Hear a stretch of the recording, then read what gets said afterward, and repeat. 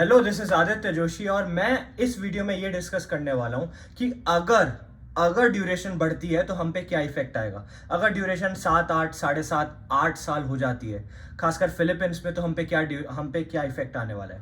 अब देखो, पहले मैंने वीडियोस डाली थी जब मैंने बता दिया था कितनी ड्यूरेशन बढ़ेगी, क्यों बढ़ेगी, कैसे बढ़ेगी, लेकिन वो वीडियोस हटा दी गई हैं और अब मुझे बोला जा रहा है कि मुझे पब्लिकली इन चीज़ों पे अभी बात नहीं करनी चाहिए कि ड्यूरेशन कितनी बढ़ेगी। तो इसके बजाय मैं ये बोलने वाला हूं कि अगर ड्यूरेशन बढ़ती है, देखो ड्यूरेशन नहीं बढ़ेगी तो सबके लिए अच्छा होने वाला है। मैं तो चाहूंगा ही नहीं कि ड्यूरेशन बढ़े, लेकिन अगर ड्यूरेशन बढ़ती है तो उससे बच्चों पे क्या इफेक्ट आएगा। क्योंकि मैं as a student I have to look forward, right, I have to see where I land after 6, 7, 8 years. I have to notice कि मेरी एज तब क्या होगी, क्योंकि एक होता है ऑन पेपर एज। देखो, एक कॉमन फैक्ट है, सब लोग कराते हैं कि अपनी ना ऑन पेपर ऑफिशियल जो एज है वो कम करा देते हैं, लेकिन उससे मुझे कोई मतलब नहीं यार। तुम 16, 17 साल के हो चाहे 15 साल के हो, मुझे I don't care. What I care about is तुम्हारी बायोलॉजिकल एज, क्योंकि वो तो तुम लाई नहीं कर सकते हो ना। तो मैं ये जानना चाहता हूँ कि ड्यूरेशन खत्म होने के बाद तुम्हारी एज क्या होगी, बिकॉज बहुत सारे इम्प्लीकेशंस है। देखो, अब तुम खाली एमबीबीएस तो करने वाले हो नहीं, तुम्हें एमएस करना है, एमडी करना है, स्पेशलिस्ट बनना है, सुपर स्पेशलिटी करना है, कुछ बच्चों को न्यूरो सर्जरी जैसी एक्सट्रीम फील्ड्स में जाना होगा। तो इन सब चीज़ों में ना समय लगता है। It is not a fluid and stream line process. मैं तुम्हें पहले ही बता देता हूँ। ऐसा लगता है, देखो, कि 12वीं के बाद सीधा नीट दिया, पहली बारी में कॉलेज चले गए, पहली बारी में पीजी दिया, पहली बारी में क्लियर हो गया पीजी, पहली बार में सुपर स्पेशलिटी दे दिया। ऐसा कभी हुआ है? हम में से बहुत सारे लोगों ने, इंक्लूडिंग माई सेल्फ, हमने ड्रॉप लिया तो ड्रॉप का 1 साल ऐड हो गया।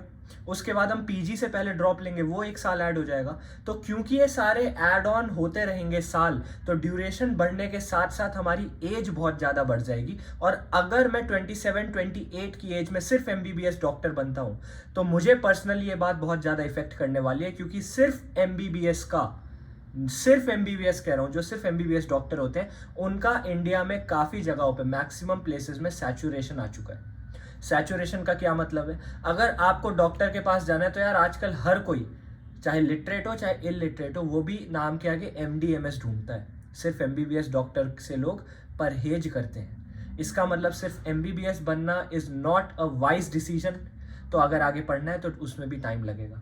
दूसरा मेरा इंपॉर्टेंट पॉइंट ये है कि स्ट्रीमलाइन प्रोसेस ना होने के साथ साथ उन प्रोसेस में ना बहुत सारे स्टेपिंग पॉइंट्स होते हैं, बहुत सारे एग्जामिनेशंस होती है जिनको आपको क्लियर करना होता है। चाहे वो नेक्स्ट हो, जो कि अब एफएमजी की जगह आ जाएगा, नेक्स्ट 1, नेक्स्ट 2 हो, चाहे प्लैब हो, एमआरसीएस हो, या फिर यूएसएमएलई हो। और उनकी प्रिपरेशन में भी कभी कभार आपको समय ज़्यादा लग जाता है। तो वो समय कौन अकाउंट में लाएगा? और इन सब के बाद आपको ये भी याद रखना है कि अगर मेरी ऑडियंस में अभी कोई गर्ल है, कोई फीमेल है जो वीडियो देख रही है, तो हम दोनों को पता है कि फीमेल्स के ऊपर एक अनसेड या बहुत सारे केसेस में सेड प्रेशर भी होता है, क्योंकि उनको मैरिज का भी देखना होता है। और ये मैं बोल दूंगा पब्लिकली, यार ये होता है। ऐसा बहुत कम फैमिलीज होती हैं जो इतनी ब्रॉड माइंडेड या इतनी लीनियंट होती हैं कि वो एज को ध्यान में ना रखें और करियर को पहले रख दें। फीमेल्स भले ही करियर को पहले रखना चाहें और marriage and settlement and all those things को सेकेंडरी रखना भी चाहें, तो भी नहीं रख पाती हैं, क्योंकि फैमिली से प्रेशर आने लग जाता है। तो इन सब चीज़ों को, मैरिज, सेटलमेंट, पेरेंट्स को अच्छा लाइफ देना, पेरेंट्स को मॉनिटरी सपोर्ट देना, फाइनेंशियल कंडीशंस में अपने आप को इंडिपेंडेंट बनाना, इन सब में समय लगता है। और अगर सिर्फ एमबीबीएस की डिग्री में ज़्यादा समय लग जाएगा तो इन सब चीज़ों के लिए समय कम पड़ेगा, और उस कम समय में आपको ज़्यादा चीज़ें करनी पड़ेंगी जो कि नेक्स्ट टू इम्पॉसिबल लगने लगेगा उस समय में। ये है मेरी सबसे बड़ी प्रॉब्लम। यही है जो मुझे एंजाइटी और स्ट्रेस देती है, क्योंकि एक समय आता है यार लाइफ में जब आपको सिर्फ अपने बारे में नहीं सोचना होता है। एक समय आता है लाइफ में जब आपको देखना होता है कि मैं अपने पेरेंट्स को कैसे सपोर्ट कर सकता हूँ, कि अगर मैं अपनी फैमिली बनाऊंगा तो उस फैमिली को कैसे मैं एक अच्छा फ्यूचर प्रोवाइड कर सकता हूँ। और वो सब तब आता है जब आप फाइनेंशियली इंडिपेंडेंट हो। फाइनेंशियल इंडिपेंडेंस हमारे प्रोफेशन में, दैट इज मेडिकल प्रोफेशन में, तब आती है जब आपकी स्टडीज खत्म हो जाए, और स्टडीज ज़्यादा देर बाद खत्म होगी तो ऑब्वियसली आपकी वो फाइनेंशियल इंडिपेंडेंस की बढ़िया वाला फेज बहुत बाद में आएगा। दूसरा इंपॉर्टेंट पॉइंट ये है कि अच्छी लाइफस्टाइल सबको चाहिए।